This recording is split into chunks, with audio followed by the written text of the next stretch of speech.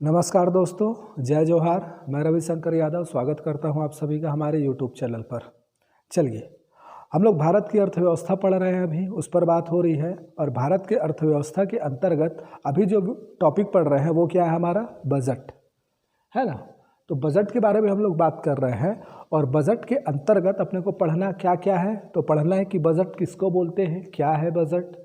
उसके बाद बजट से संबंधित कुछ तथ्य पढ़ना है, फैक्ट पढ़ना है। कब प्रस्तुत हुआ, पहली बार बजट कब आया, किसने प्रस्तुत किया, रेल बजट, आम बजट कब अलग अलग, कब एक साथ हुआ, ये सब के बारे में थोड़ा बात करना है।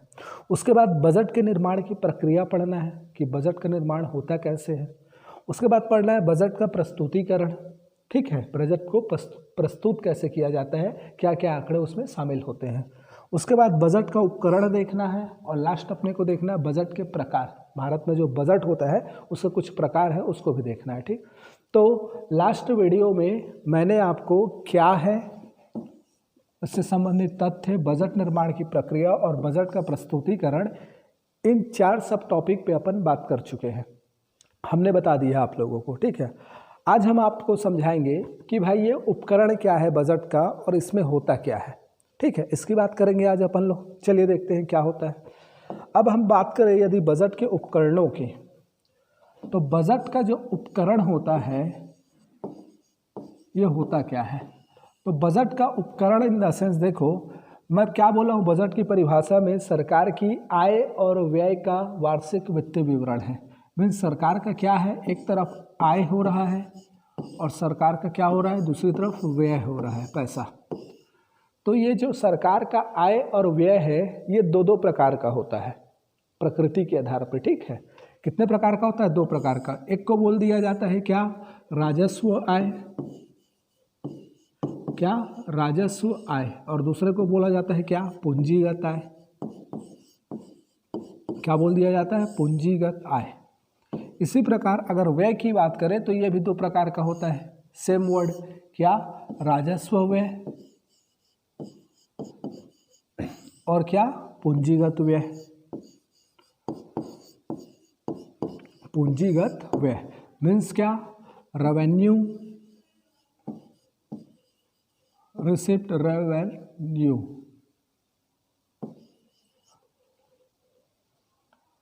रेवेन्यू रिसिप्ट और क्या होता है, कैपिटल, कैपिटल रिसिप्ट। इसी प्रकार रेवेन्यू एक्सपेंडिचर और कैपिटल एक्सपेंडिचर, ठीक है।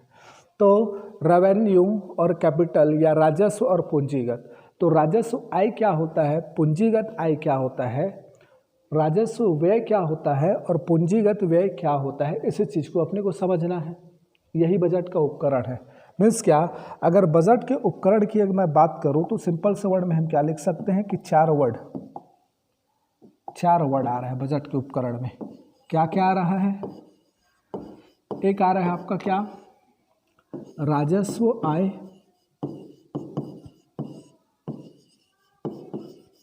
और दूसरा क्या, पूंजीगत आय।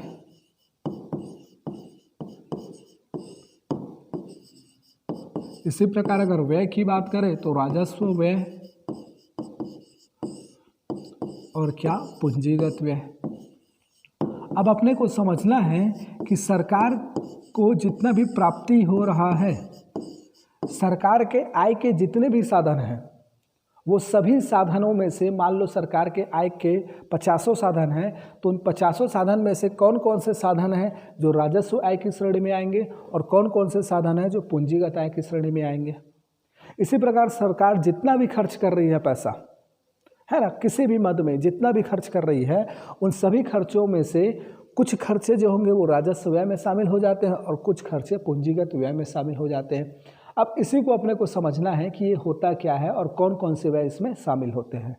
तो कौन कौन से व्यय शामिल होते हैं, इस लिस्ट को याद करना थोड़ा मुश्किल होता है, इसलिए कुछ वर्ड होते हैं, उस वर्ड को अगर समझ गए तो आप उस मद को, वो व्यय को देखकर समझ जाओगे कि ये राजस्व आय है या पूंजीगत आय है, राजस्व व्यय है या पूंजीगत व्यय है, ठीक। तो सबसे पहले हम लोग आय के संदर्भ में समझते हैं, ठीक है, आय को।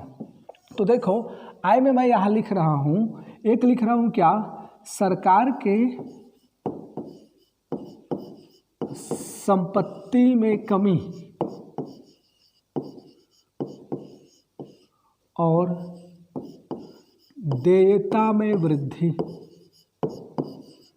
देयता में वृद्धि, ये दो वर्ड लिखा मैं, ठीक।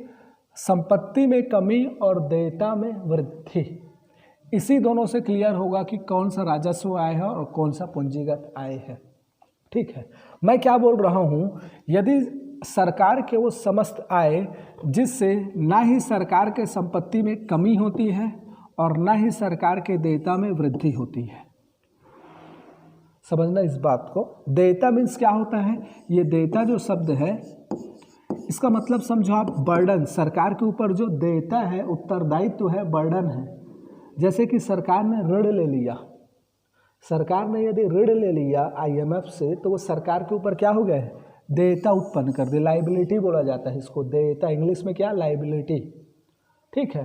तो सरकार के ऊपर एक देयता उत्पन्न हो गया कि सरकार को क्या करना है, ऋण वापस करना है ना। सरकार के ऊपर एक जिम्मेदारी या जवाबदारी हो गया कि सरकार को ऋण वापस करना है, तो उसी को बोला जा रहा है देयता, ठीक है। उसी को क्या बोला जा रहा है, देयता। तो मैं यहाँ पर क्या बोल रहा हूँ, सिंपल सा बात कि सरकार के वो सभी आय जिससे ना ही सरकार के संपत्ति में कमी, अब सरकार के संपत्ति में समझ गए ना, जो भी सरकार का है, चाहे वो NH हो, चाहे बंदरगाह हो, चाहे एयरपोर्ट हो, चाहे कोई उद्योग हो, ये सभी क्या है, सरकार की संपत्ति है, ठीक। तो सरकार के वो समस्त आय जिससे ना ही सरकार के संपत्ति में कमी होती है और ना ही देयता में वृद्धि होती है, उसी को सरकार का क्या बोला जाता है, राजस्व आय। मतलब राजस्व आय क्या है, तो राजस्व आय में बोला जा रहा है, तो सरकार का राजस्व आय क्या है, तो हम क्या बोल सकते हैं, ये जो है राजस्व आय है। जब क्या होता है, सरकार के वो समस्त आय जिससे ना ही सरकार के संपत्ति में कमी हो रही है और ना ही सरकार की देयता में वृद्धि हो रही है। जस्ट एग्जांपल मैं यहाँ पर लिख रहा हूँ कुछ चीज़ें, जैसे कि सरकार को आय कहाँ कहाँ से मिल रहा है, सरकार क्या कर रही है, कर से प्राप्त आय कर रही है, कर प्रत्यक्ष और अप्रत्यक्ष कर से, ठीक है। या फिर सरकार को क्या मिल रहा है, विभिन्न अर्थदंड जो लगाया जाता है, दंड और जुर्माना, अर्थदंड जो लगाया जाता है या जुर्माना वसूला जाता है, ठीक है, ये भी सरकार के आय का एक साधन होता है।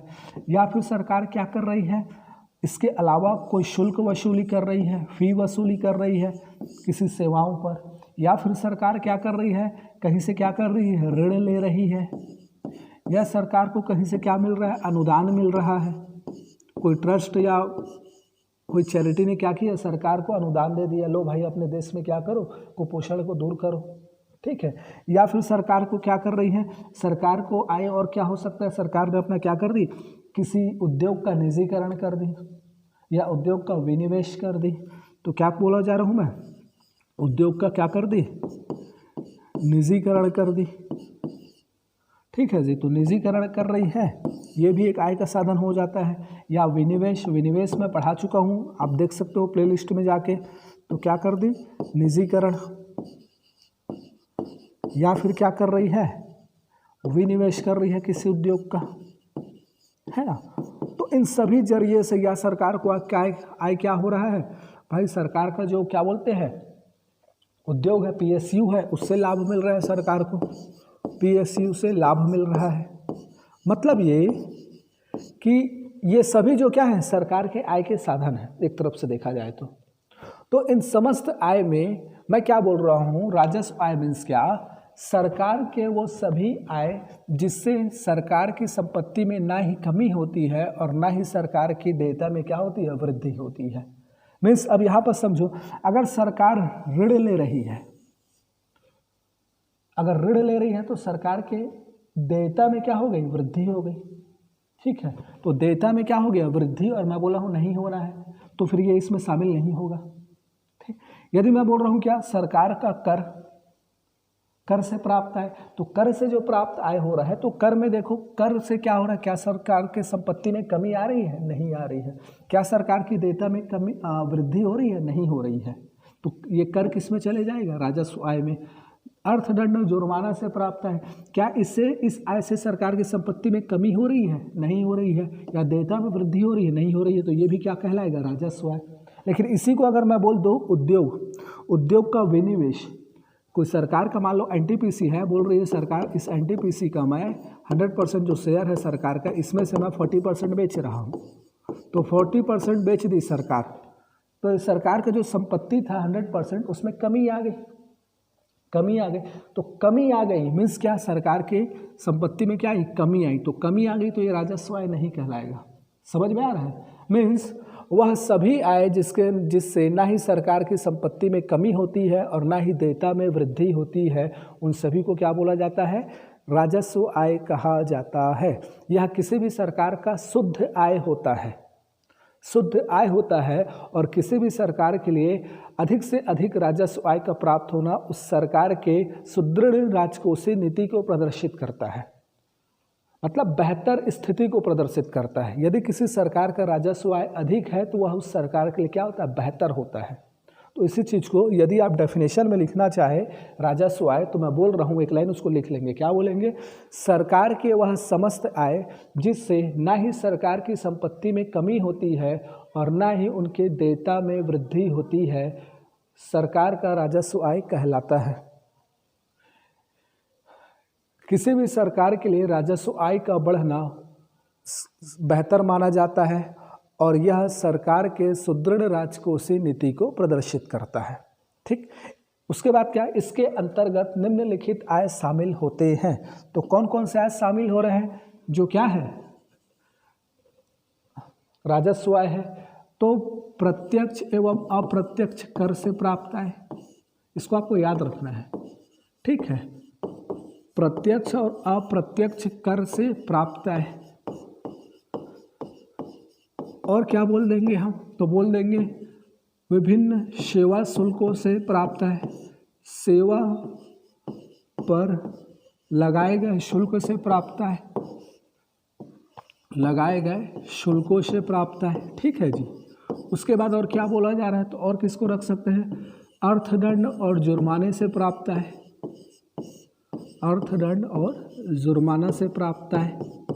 और क्या बोल सकते हैं, और क्या है ऐसा, तो सरकार को क्या करे, सरकार ने मान लो किसी को ऋण दिया है, ठीक, और उस ऋण से क्या मिल रहा है, सरकार को ब्याज की प्राप्ति हो रही है। तो दिए गए ऋण पर, दिए गए ऋण पर ब्याज की प्राप्ति।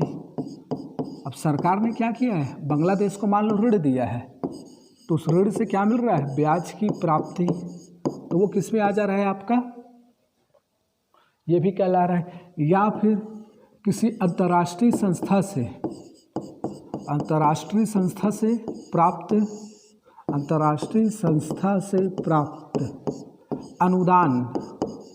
ठीक है, ना कि क्या, ऋण, अनुदान इसमें आएगा, अनुदान की राशि।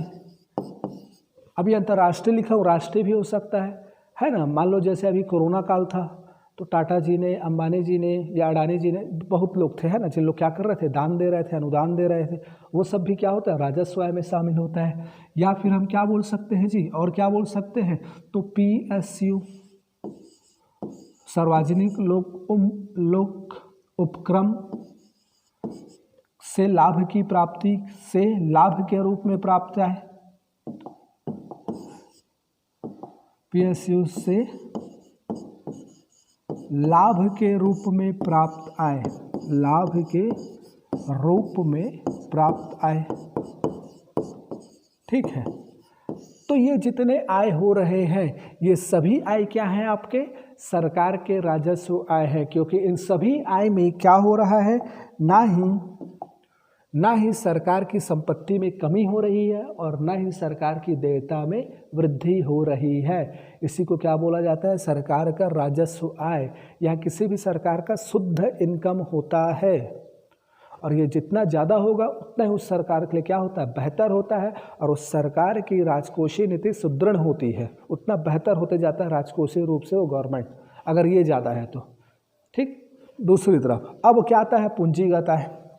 तो पूंजीगत आय किसको बोला जाए, तो याद रखिएगा, अब पूंजीगत आय किसको बोला जाए, तो बोला जाता है कि भाई सरकार के वह सभी आय, सरकार के वह सभी आय जिससे या तो सरकार की संपत्ति में कमी होती है या फिर सरकार की देयता में वृद्धि होती है। मतलब आपको इस वर्ड को, इस कॉन्सेप्ट को समझना है। तो मैं क्या बोल रहा हूँ, सरकार के वह सभी आय जिससे या तो सरकार की संपत्ति में कमी होती है या तो देयता में क्या होती है, वृद्धि होती है। समझ में आया? अब चलो तो इसको ऐसे लिखेंगे, डेफिनेशन क्या लिख देंगे, पूंजीगत आय का सरकार के वह सभी आय जिससे सरकार की संपत्ति में कमी होती है अथवा सरकार की देयता में वृद्धि होती है, इसे ही सरकार का पूंजीगत आय बोला जाता है। इसमें निम्नलिखित आय शामिल होती है। अब पूंजीगत आय में यही बस देख लो जो मैं लिखा हूँ। मान लो मैं क्या बोला, ऋण है ना, तो ऋण को क्या बोलेंगे, तो पूंजीगत आय में यहाँ मैं लिख देता हूँ पूंजीगत आय में क्या क्या शामिल होंगे, तो लिए गए ऋण की राशि, लिए गए ऋण की राशि। अब सरकार क्या कर रही है, ऋण ले रही है, तो ऋण क्या कर रहा है, सरकार के ऊपर जवाबदेहिता उत्पन्न कर दी, सरकार की देयता में क्या कर दी, वृद्धि कर दी, देयता में क्या कर दी, वृद्धि कर दी। तो ये क्या हो जाएगा आपका पूंजीगत आय हो जाएगा। इसी प्रकार विनिवेश से प्राप्त आय,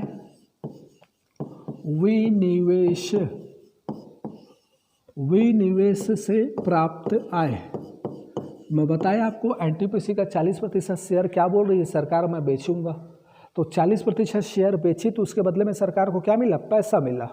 लेकिन अब सरकार की पूंजी के वहाँ क्या हो गई, कम हो गई। जो 100% शेयर सरकार का था एनटीपीसी में, अब वो कितना हो जाएगा, 60% ही रहेगा। 40% क्या हो गया, किसी और का हो गया जिसने खरीदा है, तो सरकार की संपत्ति में क्या आ गई, कमी आ गई। दूसरा चीज़ क्या, निजीकरण से प्राप्त है। अब निजीकरण से प्राप्त है ये कैसे होगा, तो भाई निजीकरण से प्राप्त आय, अब एनटीपीसी को सरकार बोल दी कि भाई मैं 40% नहीं बेचूंगा, मैं पूरा का पूरा बेचूंगा, तो पूरा का पूरा बेच दिया एनटीपीसी को 100%, और उसके बदले में सरकार को ढेर सारा पैसा भी मिल गया, आय भी आ गया। लेकिन अब एनटीपीसी जो सरकार की संपत्ति थी उसमें तो कमी आ गई ना, वो तो गवर्नमेंट का नहीं रहा, प्राइवेट सेक्टर का हो गया। बात समझ में आ रहा है? तो मैं क्या बोला, निजीकरण से प्राप्त आय। उसके बाद मैं क्या बोल रहा हूँ, मूल, तो लिए गए ऋण की राशि, विनिवेश से प्राप्त आय और निजीकरण से प्राप्त आय। तो ये जो है ये किस में आता है आपका, याद रखिएगा ये जितने हुए हैं ये किस में आ रहे हैं आपका, पूंजीगत आय में। तो पूंजीगत आय का डेफिनेशन मैं क्या बोल रहा हूँ, सरकार के वो सभी आय जिससे सरकार की संपत्ति में क्या आती है, कमी आती है, या देयता में क्या होती है, वृद्धि होती है। ठीक है, अब यही बस मान लो मैं एक और शामिल कर रहा हूँ, क्या बोल रहा हूँ, दिए गए ऋण की, दिए गए ऋण के मूलधन की वापसी, मूलधन की वापसी मतलब क्या, लिए गए नहीं, यहाँ दिए गए, मतलब बांग्लादेश को जो सरकार ने क्या दिया है, ऋण दिया है। अब उस ऋण से जो ब्याज प्राप्त हो रहा है, ब्याज के रूप में आय हो रहा है, वो तो किस में चले गया, राजस्व आय में। लेकिन बांग्लादेश से सरकार ने बोला कि भाई मेरे को पैसा की ज़रूरत है, अब आप क्या करो, मेरा मूलधन वापस करो, मेरा ऋण को क्या करो, ऋण की राशि को वापस करो। तो ऋण की वो राशि अगर वापस आ जा रही है तो वो भी क्या कहलाता है, पूंजीगत आय। क्यों ऐसा होता है, तो याद रखिएगा ये जो सरकार के द्वारा जो ऋण दिया गया रहता है ना, वो कहीं ना कहीं सरकार की संपत्ति रहती है। मान लो आपने किसी को ऋण दे दिया, ठीक है, तो वो आपके लिए संपत्ति है। क्यों, क्योंकि आपको उस ऋण के पैसे से हमेशा क्या रहेगी, ब्याज की प्राप्ति होते रहेगी। इसलिए ऋण को संपत्ति की श्रेणी में रखा जाता है। तो अगर ऋण वापस मिल गया, आपको मूलधन वापस मिल गया, तो आपके संपत्ति में क्या आएगी, कमी आएगी। इस चीज़ को याद रखिएगा ना। तो ऋण की जो वापसी है वो किस में रहती है, संपत्ति में कमी में उसको गिना जाता है। इस चीज़ को थोड़ा याद रखना है।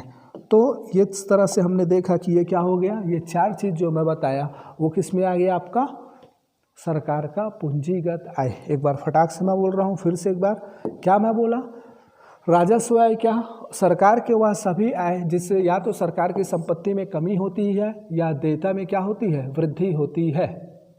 या देयता में क्या होता है, ना ही देयता में वृद्धि होती है। तो राजस्व आय क्या, वो सभी आय जिससे ना ही सरकार की संपत्ति में कमी होती है और ना ही देयता में क्या होती है, वृद्धि होती है, तब इसको क्या बोल दिया जाता है, राजस्व आय। पूंजीगत आय क्या, सरकार के वह सभी आय जिससे सरकार की संपत्ति में कमी होती है या फिर सरकार के देयता में क्या होती है, वृद्धि होती है, उसे क्या बोल दिया जाता है, पूंजीगत आय। पूंजीगत आय और राजस्व आय में से जो राजस्व आय है उसको बेहतर माना जाता है। ठीक है, जितना ज़्यादा राजस्व आय होगा वह सरकार के लिए उतना ही ज़्यादा क्या होता है, अच्छा होता है, उसकी राजकोषीय स्थिति क्या होती है, सुदृढ़ होती है, और इसे सरकार का एक शुद्ध आय भी बोला जाता है, राजस्व आय को। पूंजीगत आय क्या है, तो ये सरकार के लिए क्या है, घाटे का सौदा साबित होता है। किसी सरकार का पूंजीगत आय बढ़ रहा है मतलब सरकार का राजकोषीय घाटा बढ़ रहा है। समझेंगे आगे क्यों ऐसा बोल रहा हूँ। चलिए, तो हमने क्या समझा, हमने समझ लिया कि ये भाई राजस्व आय और पूंजीगत आय क्या होता है। ठीक, इतने को हमने समझा।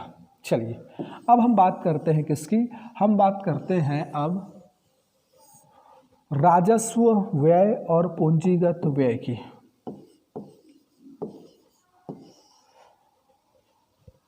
अब सरकार का आय तो समझ लिए कि सरकार का आय कहाँ कहाँ से होता है और किस आय को किस श्रेणी में रखा जाता है। इसी प्रकार सरकार अब जो खर्च करती है ना, उसको भी दो पार्ट में डिवाइड किया जाता है। एक को बोल दिया जाता है राजस्व व्यय और दूसरे को बोल दिया जाता है क्या, पूंजीगत व्यय। ठीक है, तो थोड़ा सा हम देखेंगे ये क्या होता है।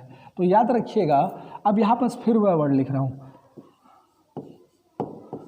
संपत्ति का निर्माण,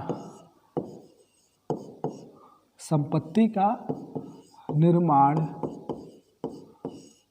प्लस देयता में कमी, देयता में कमी, अगर ये दोनों चीज नहीं होता और यही दोनों चीज यदि होता है, बस यही है आपका क्या, राजस्व व्यय और पूंजीगत व्यय। तो मैं क्या बोला, यदि किसी व्यय से सरकार के संपत्ति का निर्माण नहीं होता, सरकार के लिए संपत्ति का निर्माण नहीं होता और न ही उसके देयता में क्या आती है, कमी आती है, तो सरकार के वो सभी व्यय जिससे न ही सरकार के लिए संपत्ति का निर्माण होता है और न ही सरकार के देयता में कमी आती है। जैसे कि एग्जाम्पल समझो, सरकार वेतन दे रही है, ठीक है, सरकार सब्सिडी दे रही है, सब्सिडी मीन्स क्या, परिदान बोला जाता है। ठीक है, हिंदी में इसको सब्सिडी को।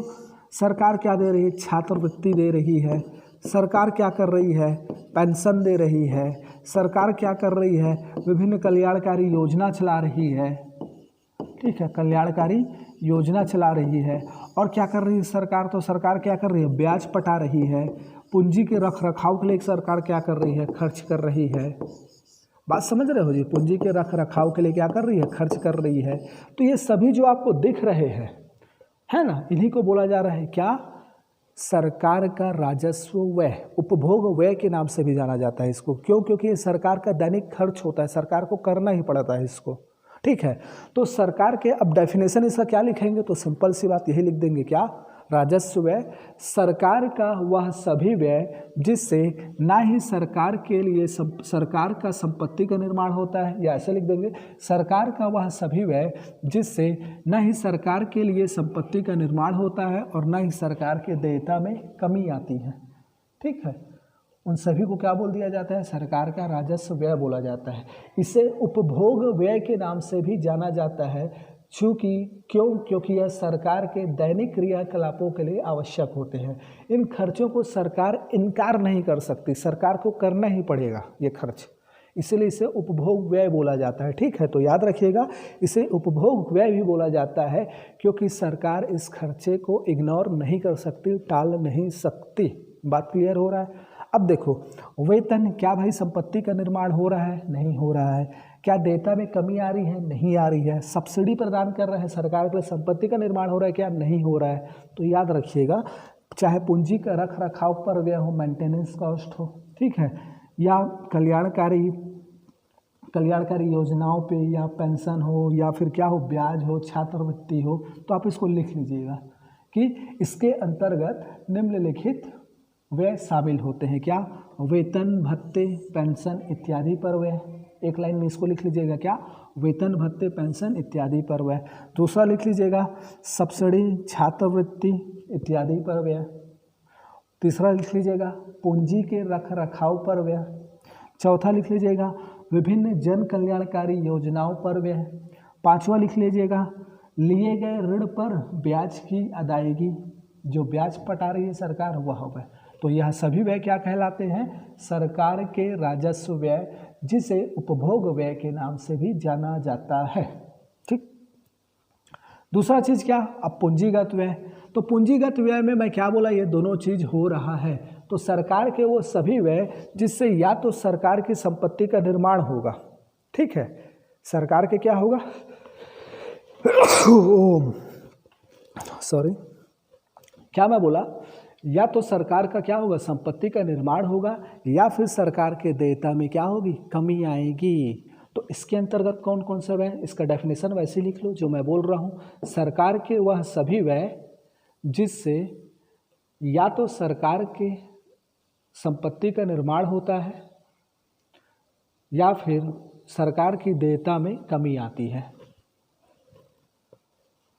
सरकार के वह सभी व्यय जिससे सरकार के संपत्ति का निर्माण होता है अथवा सरकार की देयता में कमी आती है, उसको मैं क्या बोला, सरकार के वह सभी व्यय जिससे ना ही सरकार की संपत्ति का निर्माण होता है और ना ही सरकार के लिए क्या होती है, देयता में कमी आती है, तब वो राजस्व व्यय।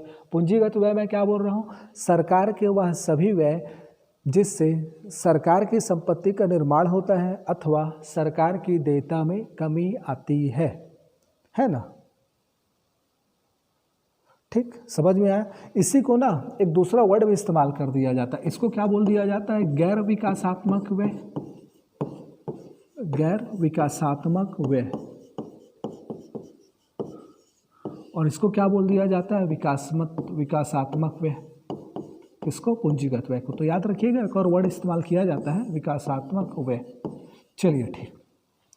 अब तो या तो सरकार के लिए संपत्ति का निर्माण भी हो रहा है और नहीं तो फिर क्या रही, देयता में कमी आ रही है, तो इसके लिए क्या होगा, तो याद रखिएगा इसके अंतर्गत निम्नलिखित व्यय शामिल होते हैं।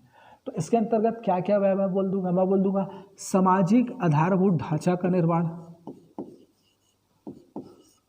सामाजिक आधारभूत ढांचा, सामाजिक आधारभूत ढांचे के रूप में, सामाजिक आधारभूत ढांचे के रूप में, ठीक है जी, सामाजिक आधारभूत ढांचे के रूप में। तो सामाजिक आधारभूत ढांचे के रूप में क्या जी, है ना, तो सिंपल सी बात है, सामाजिक आधारभूत ढांचे के रूप में क्या, तो ढांचे के रूप में स्कूल, अस्पताल, कॉलेज इत्यादि के लिए भवनों का निर्माण, ऐसा लिख लीजिएगा आप लोग। सामाजिक आधारभूत ढांचे के रूप में स्कूल, अस्पताल,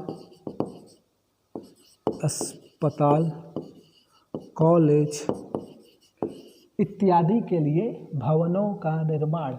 ठीक, चलो दूसरा क्या, अब ये सामाजिक के स्थान पे हम क्या लिखेंगे, अब भौतिक आधारभूत ढांचे के रूप में, भौतिक आधारभूत ढांचे के रूप में, भौतिक आधारभूत ढांचा के रूप में। तो भौतिक आधारभूत ढांचा के रूप में, तो भौतिक आधारभूत ढांचा क्या होता है, तो इसके लिए क्या होता है, इंफ्रास्ट्रक्चर जो होता है हमारा, जैसे कि के रूप में सड़क, रेलवे ट्रैक, लिख लीजिएगा, है ना आप लोग।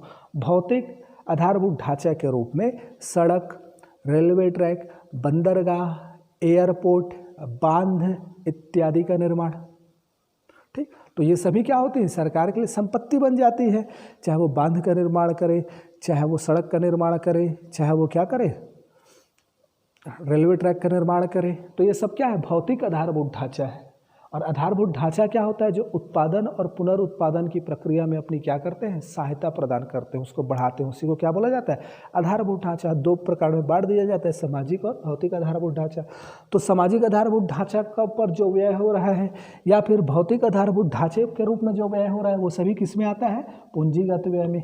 और क्या इसमें हम बोल सकते हैं, पूंजीगत व्यय में, तो यहाँ मैं इसको बता रहा हूँ, ठीक है। तो और क्या बोल सकते हैं, तो पूंजीगत व्यय के रूप में हम लोग सामाजिक आधारभूत ढांचा, उस भौतिक आधारभूत ढांचा, उसके बाद क्या, उद्योगों की स्थापना। सरकार क्या कर रही है, कोई उद्योगों की स्थापना कर रही है, तो वो भी किस में आएगा, आपका सरकार के लिए संपत्ति का निर्माण हो रहा है, ठीक है जी। या फिर क्या कर रही है, निजी उद्योगों पर अपनी हिस्सेदारी सुनिश्चित कर रही है, निजी उद्योगों पर अपनी हिस्सेदारी सुनिश्चित करना।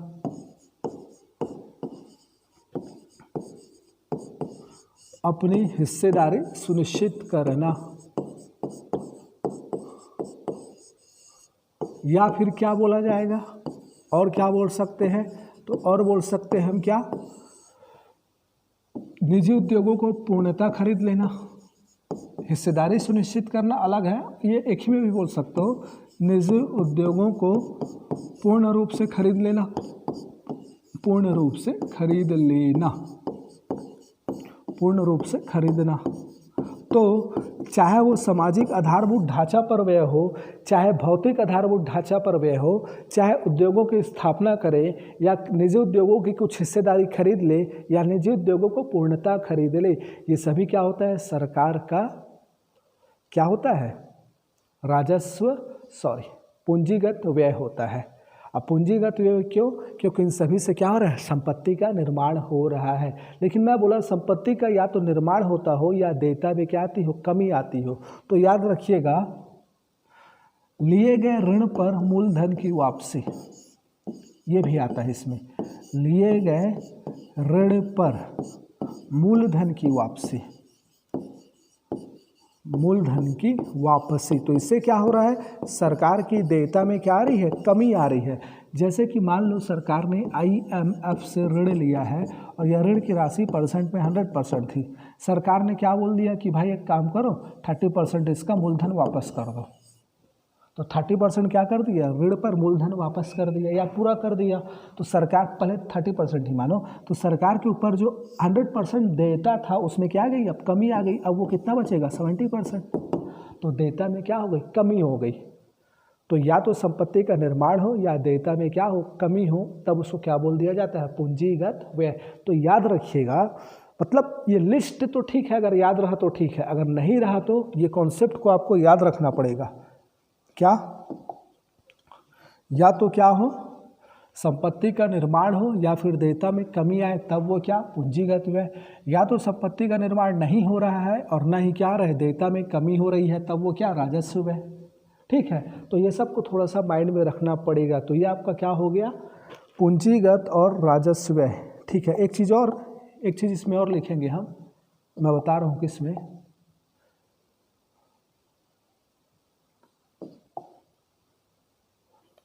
ये जो आपका व्यय है ना, राजस्व व्यय, कहीं पर मैं लिखवाया हूँ राजस्व व्यय। इस राजस्व व्यय में मैं क्या क्या बताया था, वेतन भत्ते है ना, ये सब बताया हूँ राजस्व व्यय। इसमें आप लिखिएगा राज्यों को दिया गया अनुदान, राज्यों को दिए गए अनुदान की राशि। तो राज्यों को केंद्र सरकार जो अनुदान देती है, मैं बताया हूँ, वैसे खैर अभी यूट्यूब में तो इस चीज़ को नहीं बताया हूँ, क्लास में पढ़ाता हूँ तो मैं बताता हूँ। आर्टिकल 275 और 282, एक विधिक अनुदान, एक स्वेच्छा से अनुदान। ठीक है, विधिक अनुदान जो होता है वो फाइनेंस आयोग की सिफारिश पर, वित्तीय आयोग की सिफारिश पर CGST से दिया जाता है। ठीक है, तो ये जो अनुदान दिया जा रहा है, राज्यों को दिया जाने वाला अनुदान, वो अनुदान भी किसमें आता है, राजस्व व्यय में आता है। याद करिएगा, उसको उसमें शामिल कर लीजिएगा, राज्यों को दिया जाने वाला अनुदान, उसको इसमें ऐड कर लीजिएगा राजस्व व्यय में। ठीक है, उसको एक लिख लीजिएगा, एक पॉइंट। अब चलो, इतना हो गया, एक पॉइंट और देखते हैं। अब यहाँ पर क्या होता है, कुछ ऐसे व्यय होते हैं सरकार के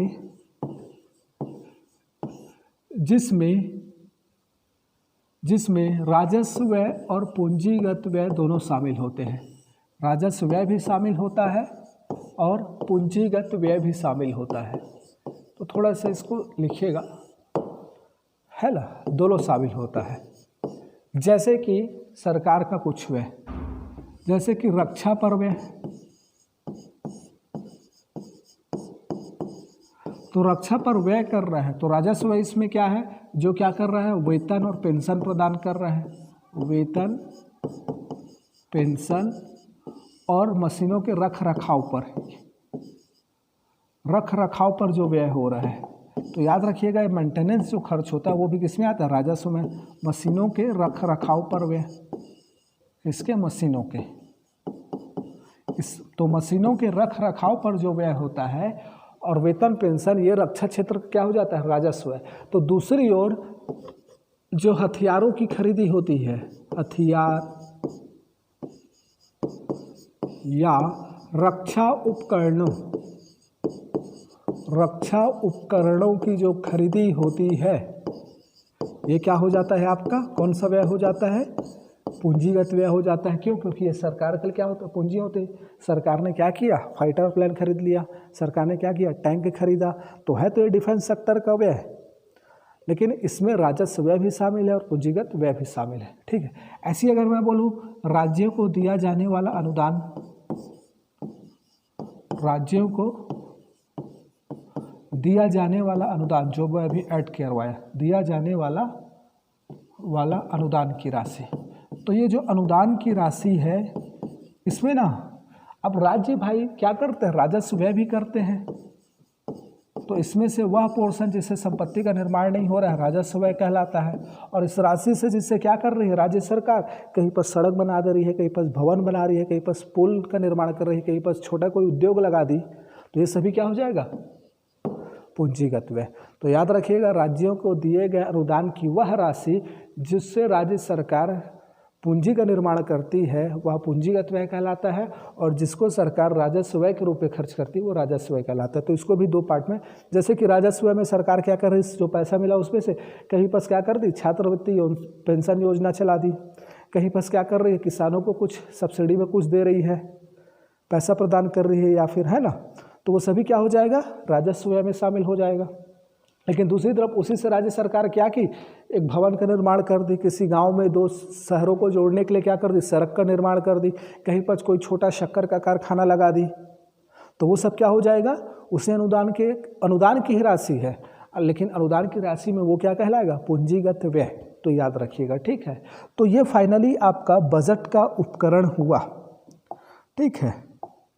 तो मैं क्या बोला, राजस्व व्यय और राजस्व आय, इसी प्रकार पूंजीगत व्यय और पूंजीगत आय ये उपकरण होते हैं, और इसमें जो राजस्व व्यय होता है उसको गैर विकासात्मक व्यय और पूंजीगत व्यय को विकासात्मक व्यय भी कहा जाता है। एक बार थोड़ा सा आप लोग देख लीजिएगा, एक चीज़ मैं दे रहा हूँ, आप लोग इसको सर्च करिएगा, योजनागत और गैर योजनागत व्यय क्या होता है ना, इसको मैं कल क्लास में बताऊंगा, आप लोग सर्च करिएगा, ठीक। तो ये हमारा क्या हो गया, बजट का उपकरण हो गया, ठीक। तो आज के वीडियो में यहीं तक देखते हैं, क्योंकि वीडियो थोड़ा लंबा हो गया है, 37 मिनट, लमसम 38 होने वाला है, तो मैं यहाँ ऐड करता हूँ। नेक्स्ट में हम थोड़ा सा बात करेंगे क्या, बजट देखो, चलिए ठीक है, आगे मैं अब नेक्स्ट वीडियो में बात करूँगा। अगर आप लोग को वीडियो सही लगा है, मैं जो पढ़ा रहा हूँ वो समझ में आ रहा है, देखो हमारा सिर्फ एक ही उद्देश्य है, एक गुणवत्तापूर्ण शिक्षा, है ना, ऐसा इकोनॉमिक्स को सिस्टमेटिक ढंग से समझाते हुए पूरा पढ़ा देना। जिनको भी पढ़ना है वो आराम से पढ़ ले, जिनके में जुनून हो पढ़ने का वो उनके लिए आसानी से अवेलेबल हो जाए, ये हमारा उद्देश्य है, ठीक है। तो यदि आप लोग को समझ में आ रहा है, बढ़िया लग रहा है ना, तो मेरे वीडियो को बिल्कुल शेयर करिए अपने फ्रेंड सर्कल में, ताकि जिनको ज़रूरत हो उन तक ये पहुंच सके। पूरा इकोनॉमिक्स को हम सिस्टमेटिक ढंग से चैप्टर वाइज स्टार्टिंग से लेकर लास्ट तक कंप्लीट कराएंगे। वैसे मोस्टली देखोगे तो 70 to 75% कंप्लीट हो चुका है, बचा है कुछ, वो भी अभी क्या हो जाएगा, कंप्लीट हो जाएगा। उसके बाद कोई अन्य विषय भी चालू करेंगे, ठीक है। तो वीडियो अच्छा लगा होगा तो चैनल सब्सक्राइब करो, लाइक करो, कमेंट करो, शेयर करो, कोई डाउट हो तो पूछो भी, बिल्कुल बताएंगे, ठीक है। चलिए ठीक है, नेक्स्ट वीडियो में मिलते हैं नए टॉपिक के साथ।